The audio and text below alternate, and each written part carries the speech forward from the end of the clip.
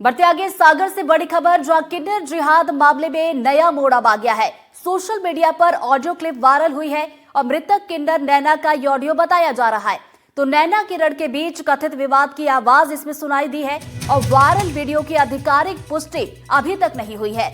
तो नैना के गुरु ने एनएचआरसी में शिकायत भी दर्ज करवाई है और आयोग के सदस्य ओमकार सिंह ने भी इस पूरे मामले पर अब संज्ञान ले लिया है। एनएचआरसी ने मामले के तथ्यों की जांच के निर्देश दिए हैं। तो बड़ी खबर से आपको अपडेट करवा रहे हैं सागर का ये पूरा मामला, जहां किन्नर जिहाद मामला सामने निकल कर आया था, लेकिन अब इसमें एक नया मोड़ दिखाई दे रहा है, जहां पर सोशल मीडिया पर एक ऑडियो क्लिप वायरल हो रही है और मृतक किन्नर नैना का ये ऑडियो बताया जा रहा है। हालांकि देखिए, पुष्टि अभी तक इसकी नहीं हुई है, लेकिन जानकारी यही सामने निकल कर आ रही है कि मृतक किन्नर नैना का ये ऑडियो है। रानी किन्नर ने इस संबंध में आयोग को शिकायत भेजी है। आयोग ने भी उसके संज्ञान दिया है। हो सकता है परसों तक उसको नोटिस हो जाए। उसकी तरफ से ये शिकायत है कि उसको और उसके चेला ने सुसाइड कर ली है टीकमगढ़ जिले में, उस पर दबाव डाला गया था कि वो मस्जिद जाएं, अजान करें, कलमा पढ़ें और इस्लाम के अनुसार अपना जीवन यापन करें। और ज्यादा जानकारी लेंगे हमारे सहयोगी रोमी सिद्दीकी इस वक्त हमारे साथ जुड़ गए। सीधा माफ कीजिएगा, हनी हमारे साथ इस खबर पर ज्यादा जानकारी के साथ जुड़ गए। सीधा उनका रुख करेंगे। हनी, देखिए, ये चर्चा में काफी ज्यादा रहा, ऑडियो क्लिप अब एक वायरल हो रहा है, किस तरह का विवाद उसमें सुनाई दे रहा है और आधिकारिक पुष्टि की अगर बात की जाए तो क्या इसकी आधिकारिक पुष्टि कर दी गई है?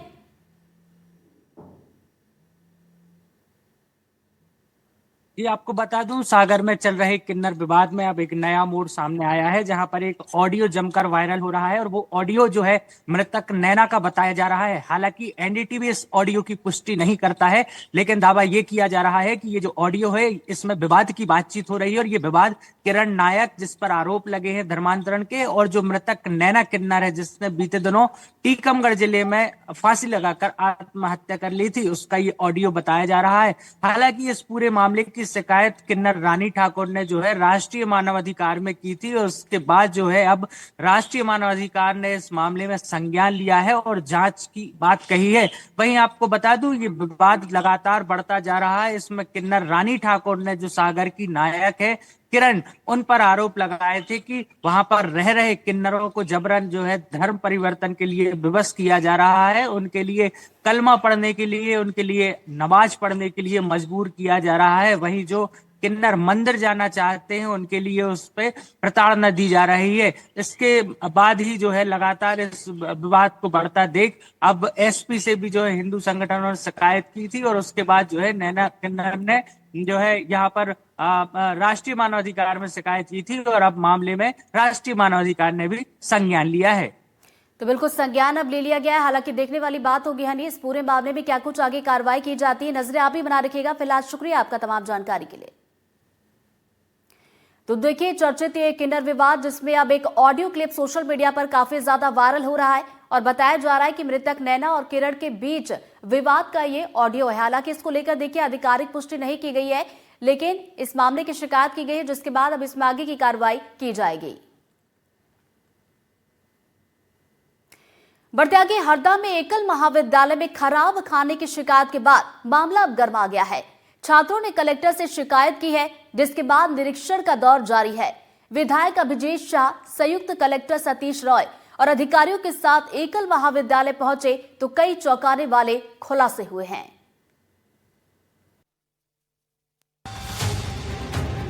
रेडगांव तहसील मुख्यालय में मौजूद एकलव्य आवासीय विद्यालय में पढ़ने वाले इन छात्रों ने चौंकाने वाला विरोध किया है। खराब खाना और स्कूल प्रबंधन के रवैया के खिलाफ ये छात्र सुबह सुबह 4 बजे हरदा के कलेक्टर से शिकायत के लिए निकल पड़े। करीब 9 किलोमीटर पैदल चलने के बाद सोडलपुर गांव के पास रहटगांव तहसीलदार और अपर कलेक्टर ने छात्रों को रोककर समझाइश देने की कोशिश की, लेकिन छात्र अपनी मांगों पर अड़े रहे और सीधे कलेक्टर से मिलने की जिद करते रहे।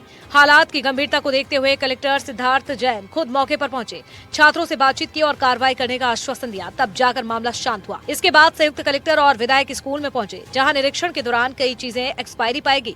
यही नहीं, चावल आटे की बोरियों पर किसी ब्रांड का नाम तक नहीं लिखा था।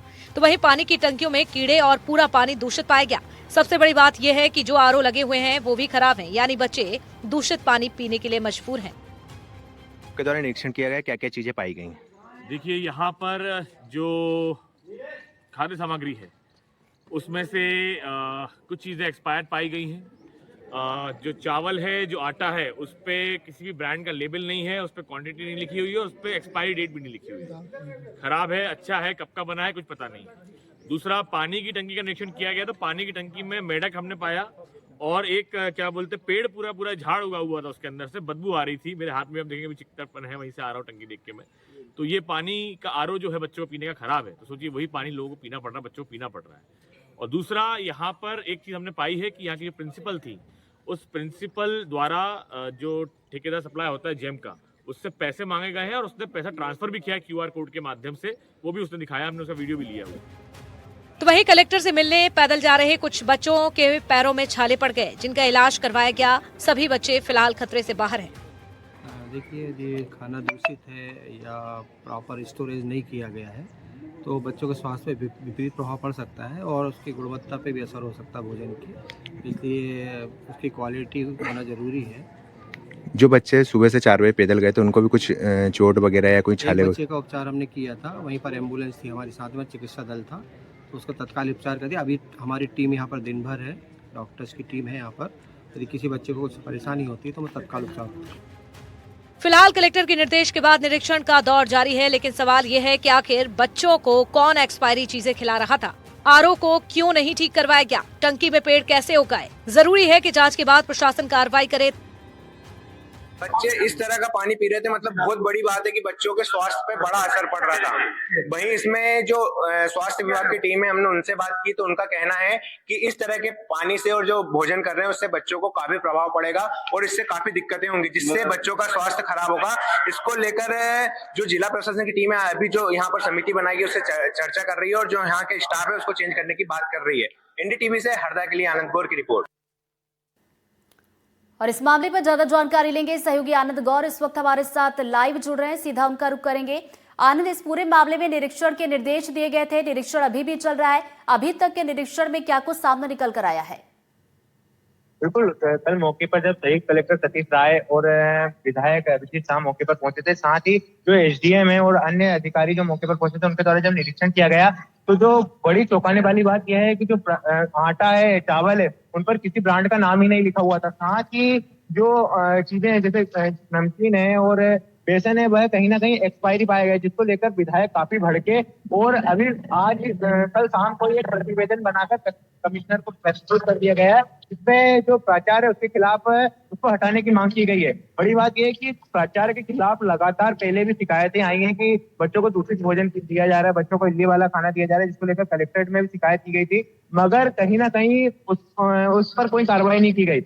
हालांकि इस मामले में जो टोनिया आनंद है, जो प्राचार्य है, उनका कहना है कि बच्चों को निगलेक्ट किया जा रहा है, मगर जब बच्चे शाम सुबह 4 बजे जो वहाँ स्टाफ रहता था, एकलव्य महाविद्यालय में जो स्टाफ रहता था, उनकी कुंडी लगाकर बाहर से खुद छोटे बच्चों को लेकर कोट पूछकर लगभग 8 किलोमीटर पैदल आ गए कलेक्टर से मिलने। मतलब कहीं ना कहीं बच्चे काफी प्रताड़ित थे और उसको लेकर काफी परेशान थे।